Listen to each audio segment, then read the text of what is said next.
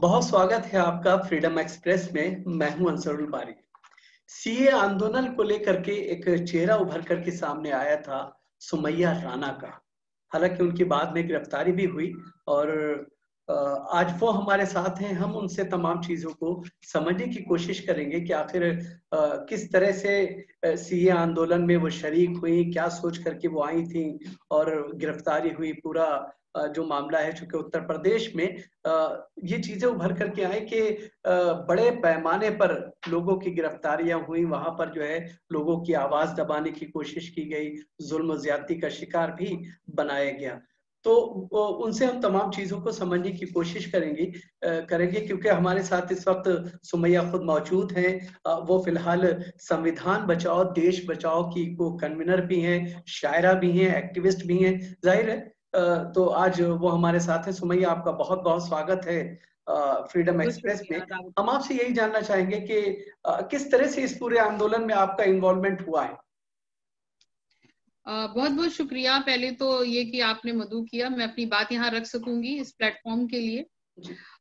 देखिए, जो ये संविधान बचाओ देश बचाओ अभियान है, या यूं कह लीजिए कि जो ये एंटी सीए जो बिल के खिलाफ, सीए बिल के खिलाफ जो हमारा प्रोटेस्ट रहा है, वो 19 दिसंबर से उसकी शुरुआत हुई थी, जो जी। परिवर्तन चौक पर मुनक्किद किया गया था। और हम्म। उसमें उत्तर प्रदेश की तमाम तंजीमें जो हैं वो दीगर सब शामिल हुई थी। और वो एक बड़ी तादाद में लोग इकट्ठा हुए थे। लेकिन उसके बाद वहां के हालात और मनाजर बदल गए, वो तो बात की बात है। हम्म। लेकिन ये इसकी शुरुआत जब ये बिल की शक्ल में था सीए, उसी हम्म। वक्त से हो गई थी। हम लोगों ने सड़कों पर तमाम इन बिल्स की कॉपीज को जला के अपना एहतजाज जाहिर कर दिया था हम्म।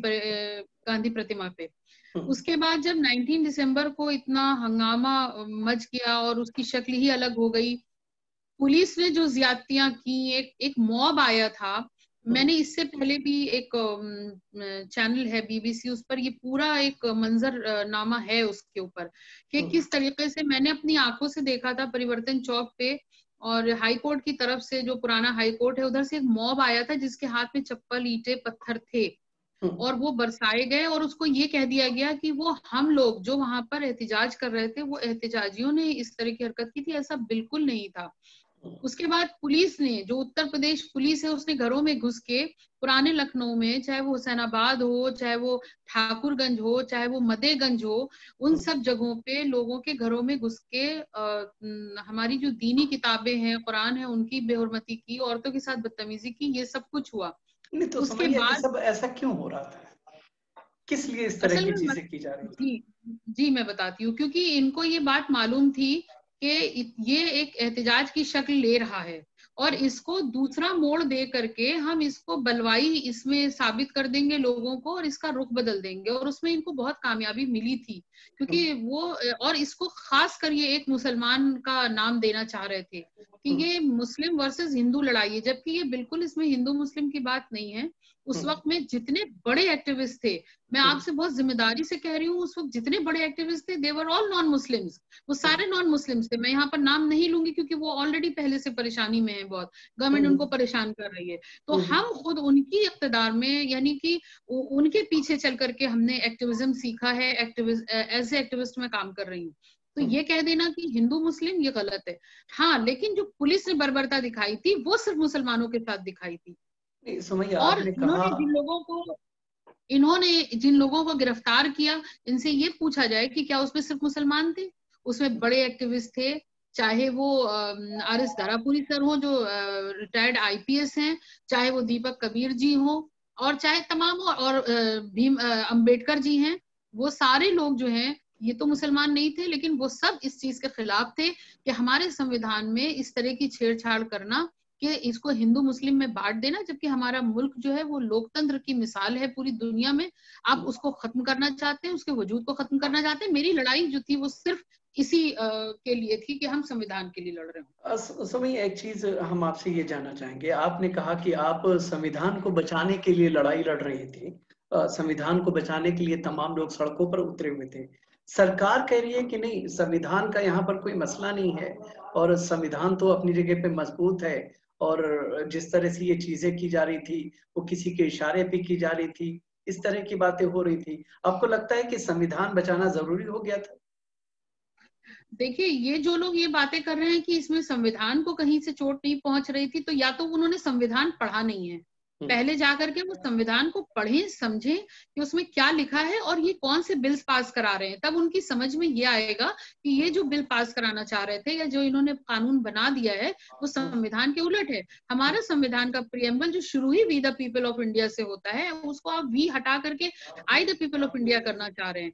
वो कभी भी इस मुल्क के सेक्युलर लोगों को या ऐसे लोगों को जो मुल्क को हमेशा एक खूबसूरत तस्बीह की तरह देखते आए हो, जिसमें हिंदू, मुस्लिम, सिख, ईसाई और हर तरह के धर्म और जाति के लोग एक बंधन में बंधे हो, आप उनको छिटका करके अलग कर देना चाहते हैं। आपने कहा कि सीए का जो है वो नागरिकता देने का कानून है, तो हमारे मुल्क में, हमारे संविधान में एक ऑलरेडी पहले से ऐसा कानून था जिसमें हम कोई भी आकर के यहाँ की नागरिकता ले सकता था। उसमें आपने क्या मुसलमानों को चढ़ाने के लिए कहा था कि मुसलमानों के अलावा कोई भी आ सकता है? और अगर आप सचमुच में वहां के माइनॉरिटी नहीं, तो के आपको या लगता है कि मुसलमानों की चिढ़ाने के लिए तमाम एक्टिविटी की जा रही थी, तो मुसलमानों को बिल्कुल टारगेट करके की जा रही थी? एग्जैक्टली देखिए, आप भी जानते हैं कि जो भारतीय जनता पार्टी का एजेंडा, इनके मैनिफेस्टो सिर्फ इसी पर बेस्ड है, हिंदू मुस्लिम। आज ये इस वक्त इख्तिदार में भी इसीलिए हैं क्योंकि इन्होंने लोगों की भावनाओं को उजागर कर दिया।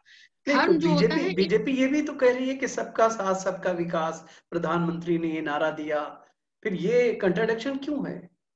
वो नारा बदल गया है, सबका साथ सबका विकास नहीं, सबका साथ और उनका विनाश। अब ये विनाश के कगार पर पहुंचा दिया है मुल्क को इन्होंने सीएनआरसी के नाम पर जो हंगामा करवाया है।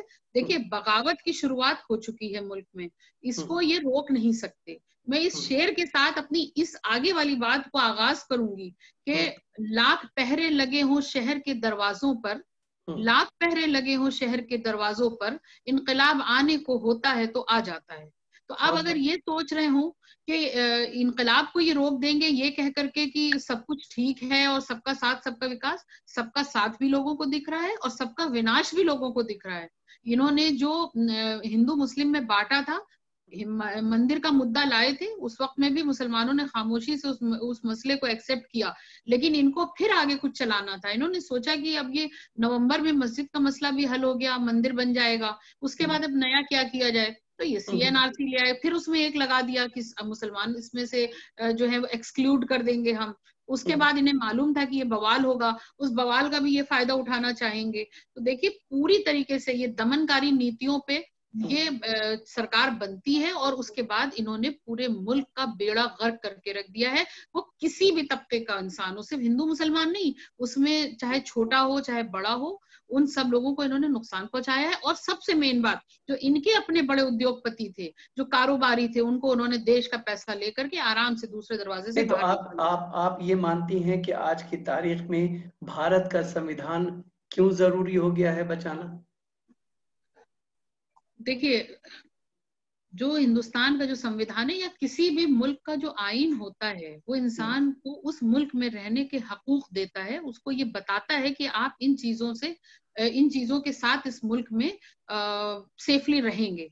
आप जब हमसे वो बैसाखी एक ऐसी चीज छीन लेंगे तो हमारा गिरना लाजमी है। आप कह देंगे मुसलमान ये नहीं कर सकता, आज आपने ये कह दिया कि मुसलमानों को नागरिकता नहीं दी जाएगी, कल फिर आपने जो कुछ आसाम में किया, जो कुछ निकल करके आया, लोगों के अंदर पहली चीज तो ये मुसलमानों में दहशत बिठाना चाहते हैं कि भाई आपको जब हम चाहेंगे तो आप यहाँ रहेंगे, जब हम चाहेंगे आप निकल जाएंगे। उसके बाद ये सिर्फ ये चाहते हैं कि सीएनआरसी के नाम पर हम दोनों जो कुछ आपस में बची कुची मोहब्बत है उसको भी अलग कर दें। बट अभी ये तमाम चीजें होल्ड कर दी गई हैं। कहाँ होल्ड कर दी गई हैं? आप सोचिए कि जिस वक्त में प्रधानमंत्री और गृह मंत्री जी एक साथ एक पार्टी में, एक प्रधानमंत्री के पद पे है, एक गृह मंत्री के पद पे है। प्रधानमंत्री कहते हैं सीएनआरसी जैसी कोई चीज, एनआरसी जैसी कोई चीज नहीं है, वहीं पे गृह मंत्री देता है 2 दिन बाद अपना बयान कि हम 1 इंच भी पीछे नहीं हटेंगे, एनआरसी हो के रहेगी। और आप सुन लीजिए कहाँ पीछे हटे हैं। आज की तारीख में उत्तर प्रदेश में, वेस्टर्न यूपी में एक डिटेंशन सेंटर बन के तैयार हो चुका है।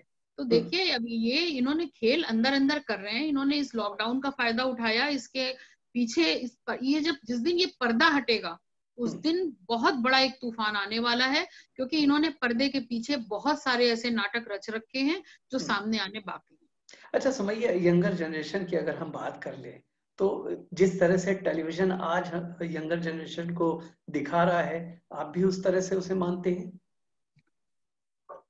देखिए यंगर जनरेशन की बात तो यूं की जाए कि इस जनरेशन के ऊपर तरस आने लगा है, हम्म, क्योंकि उनके पास डिग्रीज होते हुए भी काम नहीं है। हम्म, बहुत अफसोस की बात है, हिंदुस्तान जैसा मुल्क जो कृषि प्रधान देश हो, हम्म, जहां की जीडीपी कितनी ऊपर जा चुकी थी, आज उसकी जीडीपी का क्या हाल है। उसके हम्म, अलावा पीएचडी होल्डर एक चपरासी के लिए, नौकरी के लिए अगर आवेदन करता है, तो इससे बड़ी शर्म की बात किसी मुल्क के लिए नहीं हो सकती है। तो हम्म, मेरे पास अल्फाज नहीं है इस जनरेशन के लिए कहने के लिए कि आज रोजगार की ये हालत है कि लोग भीख मांगने पर मजबूर हैं। और हमारे प्रधानमंत्री जी कहते हैं कि पकौड़े तलने में भी रोजगार है। हम्म, मतलब हमें प्रधानमंत्री मिला है कि कोई, मैं क्या बोलूं, मैं वो ऐसे संवैधानिक पद पर बैठे, मैं उनकी गरिमा का ख्याल कर रही हूँ कि मैं कोई लफ्ज नहीं बोल सकती इस तरीके का, कि ये सोचना चाहिए था। आप फकीर थे, हम्म, ठीक था, लेकिन आपने अपनी फकीरी तो छोड़ करके दूसरों के हाथों में कटोरा क्यों थमा दिया भाई। हम्म, आप तो लाखों के सूट बूट में आ गए, आपने अपनी फकीरी का कटोरा यहाँ के बेरोजगारों नौजवानों के हाथ में बेरोजगारी का कटोरा थमा दिया। तो ये हम्म। सिर्फ बेवकूफ बनाना है और इसके बहुत ज्यादा नुकसान हो सकते अच्छा सुमैया, चूंकि आप शायर हैं, जाहिर है लिखती हैं, अदब से जुड़ी हुई हैं, शायरा होने के नाते, अदब से जुड़े होने के नाते भारत की तस्वीर आप किस तरह से देख रही हैं? हैं। देखिए बड़ा ही एक अजीबो गरीब माहौल है। सबसे पहली चीज, जी। इसमें कलम भी उठ रहा है तो उसमें से खून ही टपक रहा है स्याही की जगह।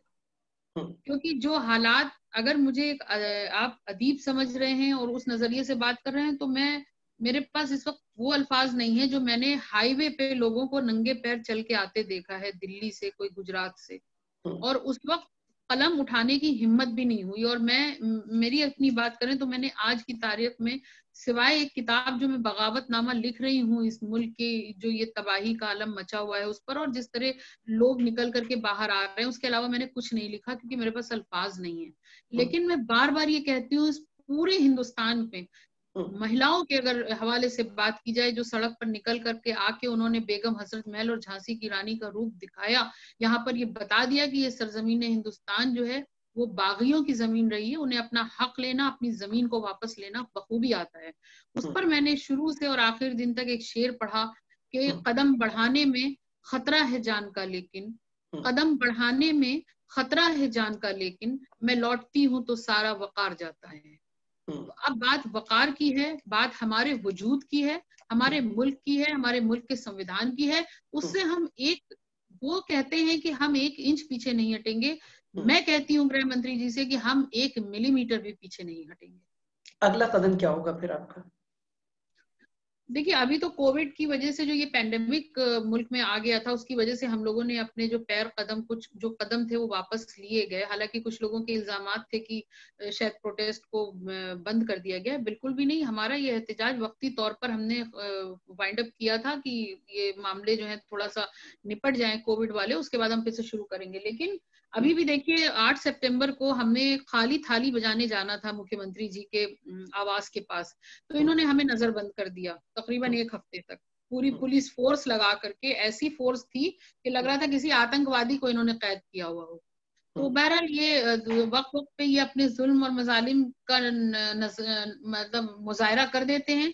लेकिन हम्म, हमारा अगला कदम ये होगा कि ये जिस दिन एनआरसी की बात करेंगे, हम्म, उस दिन वापस सड़कों पर उसी तरह और बल्कि उससे ज्यादा हम्म, लोग निकल करके आकर के इनकलाब, क्योंकि इनकलाब ने दस्तक दे दी है, हम्म, बगावत ने दस्तक दे दी है।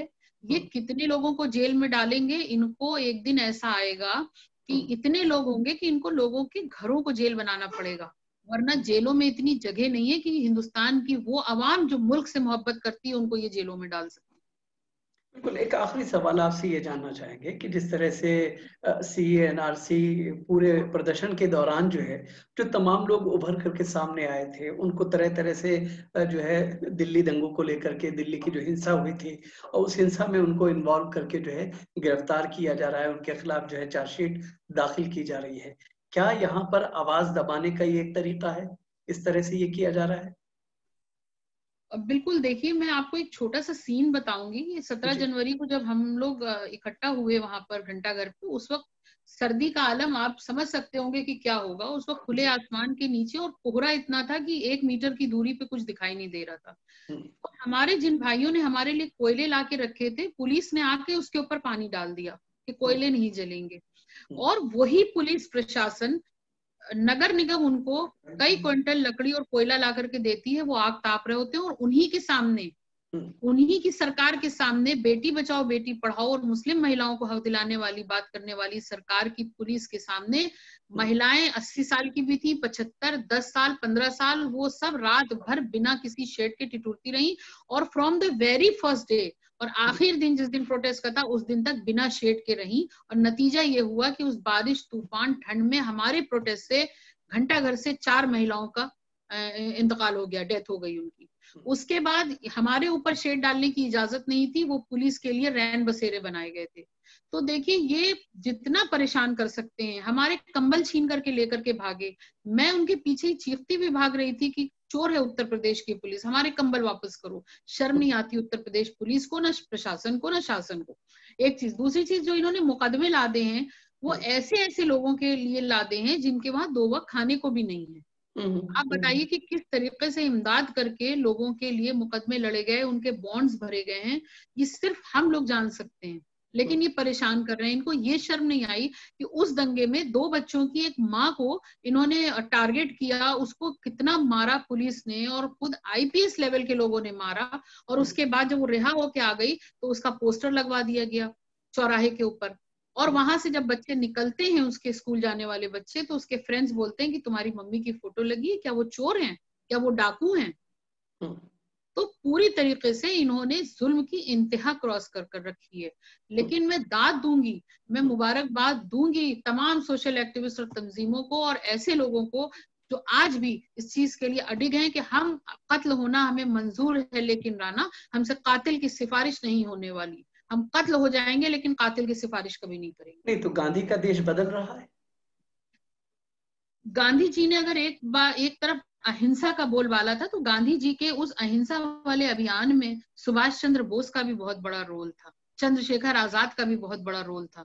तो ये हिंदुस्तान को आजाद गांधी जी की अहिंसा ने तो कराया है, लेकिन उसके साथ साथ जो ये चीजें थी, क्योंकि आज जरूरत हो गई है कि अब इनको ईंट का जवाब पत्थर से देना पड़ेगा, क्योंकि अब इन्होंने देश की महिलाओं को जगाया है।